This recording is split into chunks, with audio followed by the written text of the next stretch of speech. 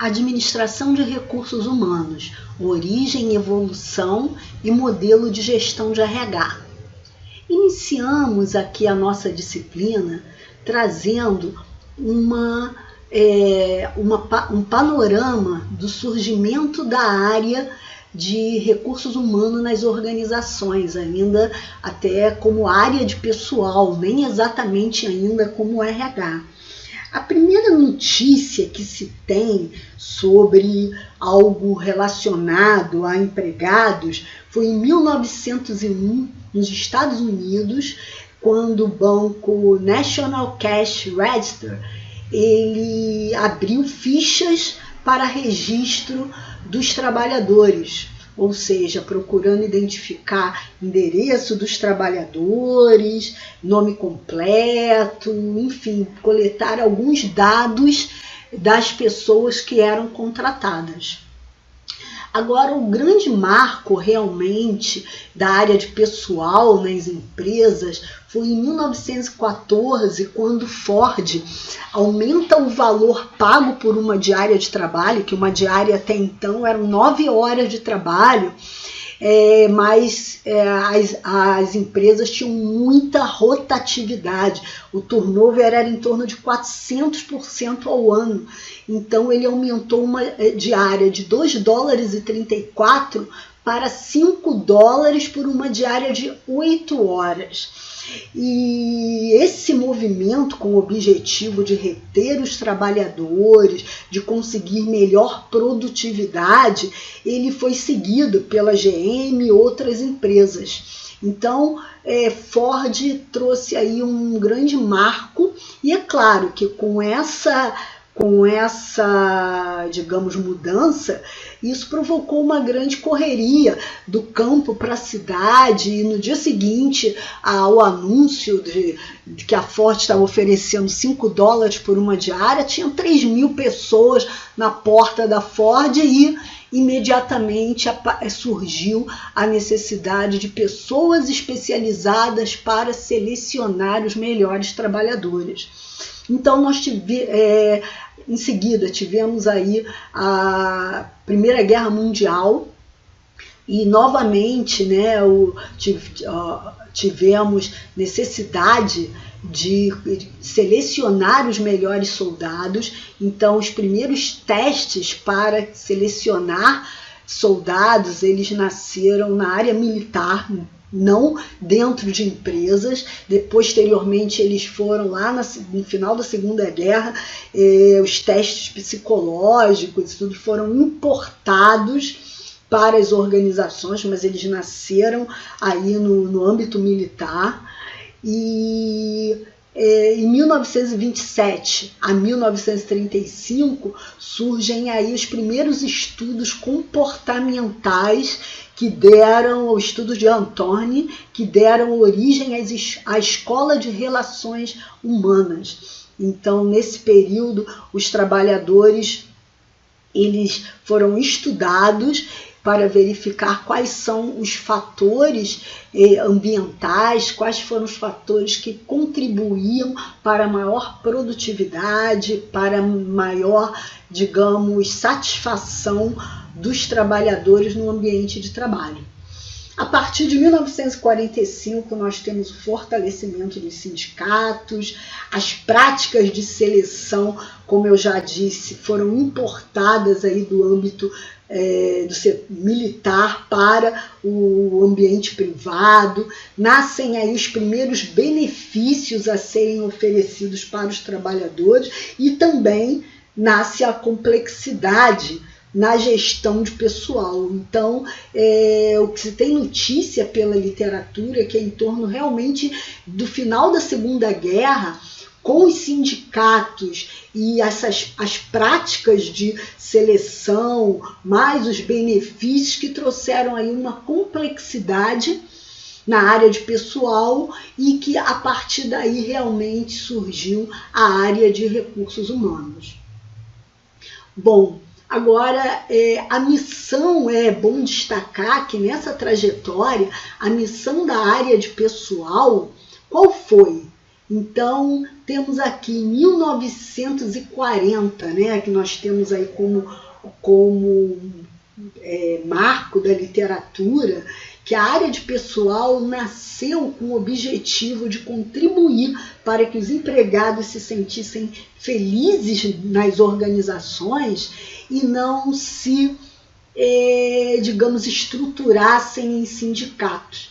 Então, as empresas tentavam, de certa forma, manter um relacionamento, trazer aí as primeiras preocupações de trazer um certo conforto para os empregados, para que eles não se estruturassem ali, não tivessem ali aquela organização sindical e, acima de tudo, gerassem greves, paralisações, estimulassem as pessoas, inclusive, a parar de trabalhar. E a evolução desse nascimento da área de RH, né, ela veio aí mais em 1964, com as leis trabalhistas ganham força. Eu estou falando aqui num contexto internacional, uma visão de mundo, tanto que todas essas referências aí são da Research and Practice, né, Human Resource Management, é uma perspectiva histórica, mas no Brasil as leis trabalhistas elas foram consolidadas em 1942, aí na era Vargas, né? 37 a 42, 43, nesse período. Então, em 43, né, quando realmente as leis trabalhistas foram consolidadas e por uma comissão instituída por Getúlio Vargas. Mas somente lá por volta de 1964 que essas leis, né, década já de 60, que elas ganham força e as empresas têm aí uma grande quantidade de processos judiciais por não cumprirem as leis. E, ao mesmo tempo, cada vez mais existe aí uma conscientização por parte das empresas que elas devem conseguir obter produtividade por meio dos seus empregados, que as empresas só são lucrativas quando os empregados são realmente produtivos. Então começa, ao mesmo tempo que as leis trabalhistas ganham força e tem essa quantidade aí de questões judiciais, mas também se inicia uma conscientização relacionando produtividade das pessoas com a produtividade das organizações. E agora, lá nos anos 80, somente nos anos 80, com a intensificação da competitividade em termos internacionais, começaram aí os grandes movimentos, né, de internacionalização das empresas. Então, as pessoas são consideradas como fonte para vantagem competitiva. E os colaboradores, né, as pessoas começam a ser chamadas de colaboradores e esses colaboradores são vistos como um grande ativo estratégico. Então nascem aí as práticas de reconhecimento e recompensa, visando recompensar aqueles trabalhadores mais produtivos, agora chamados de colaboradores. E no final aí da década de 90, cada vez mais cresce, há uma valorização aí de estratégia, né? Desde 80 se começa a falar muito em estratégia e existe aí uma importância maior às pessoas como ativo estratégico, devido à globalização, grandes empresas se tornam, digamos, internacionalizadas, né? E vem aí a proposta no final dos anos 90, né, do RH mudar sua postura, mudar de uma perspectiva muito mais administrativa e operacional de atendimento à legislação trabalhista para uma postura de contribuir para os resultados organizacionais, ou seja, o RH começa a ser cobrado por uma nova atitude, atuar como parceiro estratégico.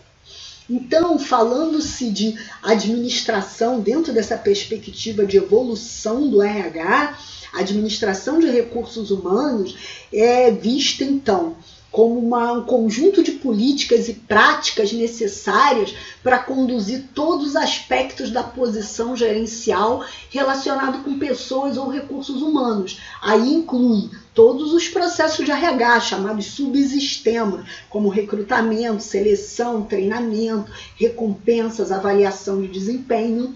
Tá? Isso aí é um dos conceitos.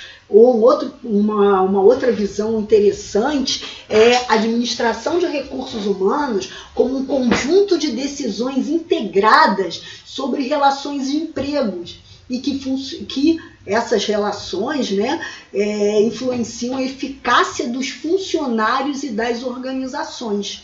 E ainda, agora já numa visão mais moderna, como realmente parceiro estratégico. Então, a administração de recursos humanos como um conjunto integrado de atividades de especialistas e de gestores, como agregar, aplicar, recompensar, desenvolver, manter e monitorar pessoas. Esse último conceito, que é um conceito mais associado à estratégia de recursos humanos, o que ele quer dizer? Que recursos humanos não é atividade só do especialista, do empregado que ele trabalha no departamento de recursos humanos, mas é uma atividade sobretudo dos gestores, porque a área de RH desenvolve os processos, estabelece as diretrizes e os gestores têm o papel de aplicar, de executar esses processos no dia a dia. Então, até hoje, esse conceito é um grande desafio de ser aplicado, inclusive os gerentes, muitos não reconhecem o papel deles enquanto gestores de pessoas, e é o conceito mais aproximado ao conceito do que se espera do modelo de recursos humanos Business Partner. Bom, então, dentro desse conceito, onde o gerente é um gestor de pessoa, e o RH, qual é o papel do RH nas organizações? Primeiramente, ajudar a organização a alcançar seus objetivos, realizar sua missão, proporcionar vantagem competitiva sustentável, proporcionar à organização talentos bem treinados e motivados, fomentar o autodesenvolvimento e satisfação dos trabalhadores e ainda desenvolver e manter a qualidade de vida no trabalho. Agora, a última, que é fundamental para os dias de hoje. Vocês veem que esse modelo é do Dave Urich, de 1998. Nós temos aí 20 anos, mas esse modelo lá concebido no final da década de 90 está cada vez mais sendo implementado, porque ele traz ali um papel que é fundamental, que é administrar a mudança. Então, o novo RH nas organizações aí foi proposto no final da década de 90, até hoje é um grande desafio pela mudança de mindset que o RH tem, de sair de uma atividade totalmente administrativa, burocrática, para ser um gestor de mudança. E o RH como parceiro estratégico, por que esse nome? O que isso significa? Significa um RH que não lida somente com o assunto de pessoas, mas ele deve influenciar os próprios negócios da empresa na busca de resultados. Então, o RH ele vai analisar as escolhas estratégicas, avaliar os impactos dessas escolhas nas pessoas e com o objetivo de tornar as pessoas mais produtivas. Então, esse novo papel do RH traz em seu bojo um novo papel das pessoas e, sobretudo, um novo papel da empresa. Então, as pessoas, os empregados de recursos humanos, devem ajudar o negócio a dar lucro, ou seja, o negócio a ser rentável. Então, o empregado de RH tem que mudar totalmente sua postura E ainda as pessoas elas começam a ser vistas como algo que vai ativar os recursos organizacionais. Por isso que são colaboradores, são ativadores inteligentes de recursos. Agora o RH ele tem que mudar totalmente seu mindset para formar competências, desenvolver competências que aumentem a produtividade organizacional. E hoje, até hoje, nesses 20 anos, poucas empresas desenvolveram esse conceito na prática. Que conceito, o que significa na prática? O RH sair do operacional e burocrático para essa visão estratégica, empregados de gestão, de RH, entender do negócio, não é fácil. Sair de uma postura de policiamento, controle de horário, de normas, de regrinhas, para realmente algo que vai orientar os gerentes para uma postura de parceria, de compromisso em ajudar os gerentes a dar resultados. Sair de uma visão de curto prazo e fazer folha de pagamento, do imediatismo, por uma visão mais de longo prazo, informar competências, otimizar processos, auxiliar a aprendizagem organizacional, mudar de uma perspectiva de administrativo para ser consultor de negócio, consultivo, do foco na função do RH, quer dizer, o RH por ele mesmo, para gerar resultado organizacional, ou seja, foco no resultado do negócio. O RH ser medido pela capacidade da organização em gerar receita. Do foco interno e introvertido para o externo, o olhar para o cliente. Então o RH não tem que contribuir só para ser os empregados, mas ele tem que ter uma visão de fora para dentro. Olha, quais competências eu preciso desenvolver nos meus empregados para que eles consigam satisfazer ou gerar valor para o cliente. Ao invés de reativo e solucionador de problemas, para uma postura proativa, preventiva, e saindo das atividades nos meios, porque recursos humanos é considerado uma atividade meio, para ter um foco mais em resultado e nos fins. Então, o RH como parceiro estratégico, isso na prática significa que acionistas e investidores contribuem com capital, risco, investimento e esperam lucro, dividendo e valor. Os empregados, esse modelo de gestão estratégica traz a contribuição para o empregado, que ele contribui com trabalho, esforço, conhecimento e recompensa, e espera retorno de salários, benefícios, retribuições de carreira, satisfação, bom ambiente para se trabalhar, fornecedores que contribuem com suas matérias-primas, serviços, insumos, querem de volta lucros, novos negócios, e os clientes que compram bens e serviços querem qualidade, preço, valor agregado. Então, essa visão do business partner, ela tem que ter uma visão geral, não só ali dos empregados, mas o RH ter uma visão de todas as partes interessadas, contribuir aí para que acionistas, investidores, fornecedores, clientes, consumidores tenham seus interesses satisfeitos. E esse modelo de gestão de pessoas passam por várias questões, desde questões de centralização, descentralização das atividades do RH. Nós vamos falar no próximo vídeo como a centralização e a descentralização das atividades impactam nos resultados e no processo decisório. Há também uma mudança da concentração de serviços do RH. O RH precisa ficar mais próximo dos gerentes. como muda também a interação entre os especialistas.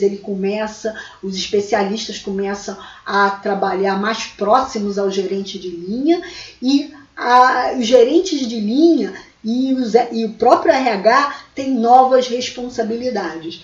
Então, no vídeo, agora nós já vamos tratar de como esse modelo funciona na prática, já que o RH ele tem que dar conta de preparar a empresa para que ela atenda a necessidade de todos os seus stakeholders, como na prática, no dia a dia, esse modelo tem que ser implementado.